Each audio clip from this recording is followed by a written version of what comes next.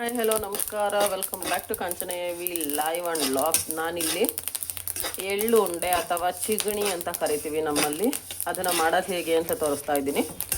ನಾನಿಲ್ಲಿ ಮೊದಲಿಗೆ ಅರ್ಧ kg ಎಳ್ಳು ತೊಗೊಂಡಿದ್ದೀನಿ. ಎಳ್ಳನ್ನು ತೊಳೆದು ಒಣಗಿಸಿ ಹುರ್ಕೊಳ್ತಾ ಇದ್ದೀನಿ. ಇಲ್ಲಿ ನೀಟಾಗಿ ಹುರ್ಕೊಬೇಕು ಇದನ್ನು.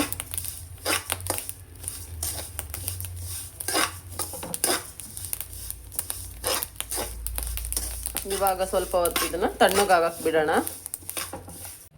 ನಾನಿವಾಗ ಇಲ್ಲಿ ಒಣ ಕೊಬ್ಬರಿನ ಒಂದು ಕೊಬ್ಬರಿನ ಕಟ್ ಮಾಡ್ಕೊಂಡಿದ್ದೀನಿ. ಇದನ್ನು ಪುಡಿ ಮಾಡ್ಕೊಳ್ತೀನಿ. ಇದನ್ನು ಕೂಡ ಚಿಗಣಿಗೆ ಹಾಕೋಕ್ಕೇನೆ ಅಥವಾ ಎಳ್ಳುಂಡೆಗೆ ಹಾಕೋಕ್ಕೆ.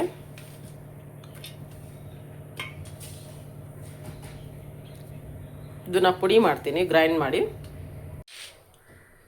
ಕೊಬ್ಬರಿನ ಪುಡಿ ಮಾಡ್ಕೊಂಡಿದ್ದೀನಿ. ಒಂದು ಕೊಬ್ಬರಿನ ಕಟ್ ಮಾಡಿ ಪುಡಿ ಮಾಡ್ಕೊಂಡಿದ್ದೀನಿ. ನಾನಿವಾಗ ಎಳ್ಳು ತಣ್ಣಗಾಗಿದೆ, ಆವಾಗಲೇ ಹುರಿದಿಟ್ಟಿದ್ನಲ್ಲ, ಅದನ್ನು ಪುಡಿ ಮಾಡ್ಕೊಳ್ತೀನಿ. ಜಾರ್ಗೆ ಹಾಕ್ಕೊಳ್ತಾ ಇದ್ದೀನಿ.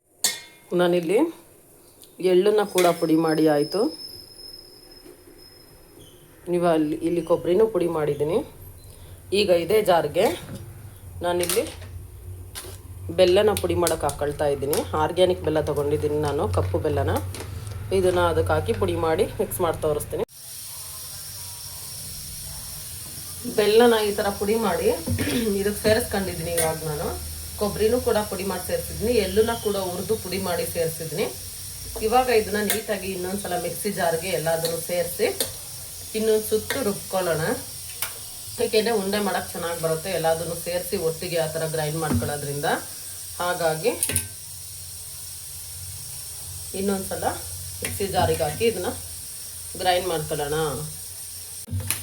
ಇವಾಗ ಇದು ಈ ಥರ ಗ್ರೈಂಡ್ ಆಗಿದೆ. ಇದನ್ನ ಇನ್ನೊಂದು ಬೌಲಿಗೆ ಶಿಫ್ಟ್ ಮಾಡ್ಕೊಳ್ಳೋಣ. ಆಮೇಲೆ ಉಂಡೆ ಮಾಡ್ಕೊಳ್ಳೋಣ. ಎಲ್ಲದನ್ನು ಇದೇ ಥರ ಮಾಡಿಕೊಂಡು ಉಂಡೆ ಮಾಡ್ಕೊಳ್ಳೋಣ. ಇವಾಗ ನಾನು ಇದನ್ನು ಇದಕ್ಕೆ ಶಿಫ್ಟ್ ಮಾಡ್ತಾ ಇದ್ದೀನಿ.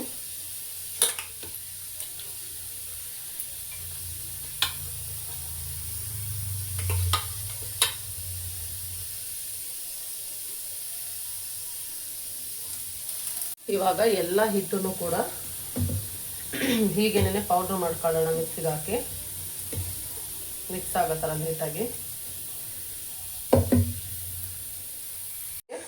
ಪುಡಿ ಮಾಡಾಗಿದೆ.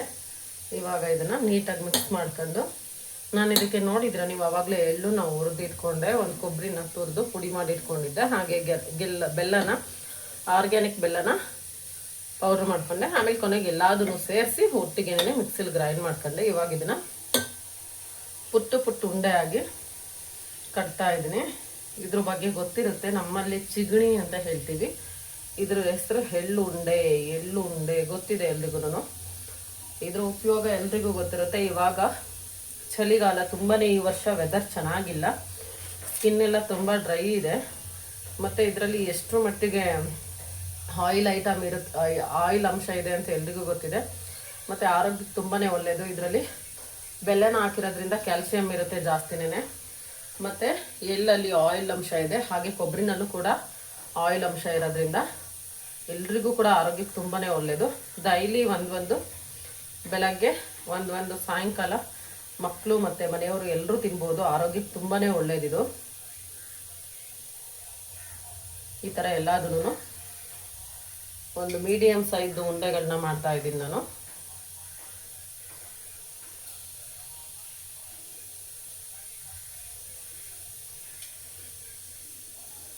ಇರ್ಬೋದು. ಈಗ ಎಳ್ಳುಂಡೆ ರೆಡಿ ಐತೆ. ಇವಾಗ ನಾನಿಲ್ಲಿ ಒಂದು ಗಾಜಿನ ಕಂಟೈನರ್ ತೊಗೊಂಡಿದ್ದೀನಿ. ನಾನು ಇದಕ್ಕೆ ಇದನ್ನು ಸ್ಟೋರ್ ಮಾಡ್ತೀನಿ. ಡೈಲಿ ಒಂದು ತಿಂತಾವಂದರೆ ಈ ವಿಂಟರ್ ಟೈಮ್ನಲ್ಲಿ ಸ್ಕಿನ್ನು ತುಂಬ ಚೆನ್ನಾಗಿರುತ್ತೆ ಮತ್ತು ಆರೋಗ್ಯ ಕೂಡ ತುಂಬ ಹೆಲ್ತಿಯಾಗಿರುತ್ತೆ. ನಾವು ಹೊರಗಿಂದ ಮಾಯ್ಚರೈಸರ್ಸ್ ಎಲ್ಲ ಎಷ್ಟೇ ಅಪ್ಲೈ ಮಾಡಿದರೂ ಕೂಡ ಬಾಡಿನಲ್ಲಿ ಆಯಿಲ್ ಇಲ್ಲ ಅಂದರೆ, ಬಾಡಿನಲ್ಲಿ ಇಮ್ಯುನಿಟಿ ಪವರ್ ಇಲ್ಲ ಅಂದರೆ ಏನೂ ಆಗಲ್ಲ, ಪ್ರಯೋಜನ ಇಲ್ಲ. ಹಾಗಾಗಿ ನಮ್ಮ ದೇಹದ ಸೌಂದರ್ಯವನ್ನು ಕಾಪಾಡೋದಕ್ಕೆ, ನಮ್ಮ ತ್ವಚೆಯ ಸೌಂದರ್ಯನ ಕಾಪಾಡ್ಕೊಳ್ಳೋದಕ್ಕೋಸ್ಕರ ಡೈಲಿ ಒಂದು ಎಳ್ಳುಂಡೆನ ತಿನ್ನಬೇಕು. ನೋಡಿ, ನನ್ನ ಸ್ಟೋರೇಜ್ ಬಾಕ್ಸ್ ಇದು, ಏರ್ ಟೈಟ್ನರ್ ಬಾಕ್ಸು ಗಾಜಿನಕ್ಕೆ ಸ್ಟೋರ್ ಮಾಡ್ತಾ ಇದ್ದೀನಿ. 2 ಬಾಟ್ಲು ಬೇಕು, 2 ಬಾಟ್ಲಿಗೆ ಸ್ಟೋರ್ ಮಾಡ್ತೀನಿ. ಇದೊಂದು ಬಾಟ್ಲಿಗೆ ತುಂಬ್ತಾ ಇದ್ದೀನಿ. ನೋಡಿ, ಆಲ್ರೆಡಿ ಇದಕ್ಕೆ ತುಂಬಿಟ್ಟಿದ್ದೀನಿ.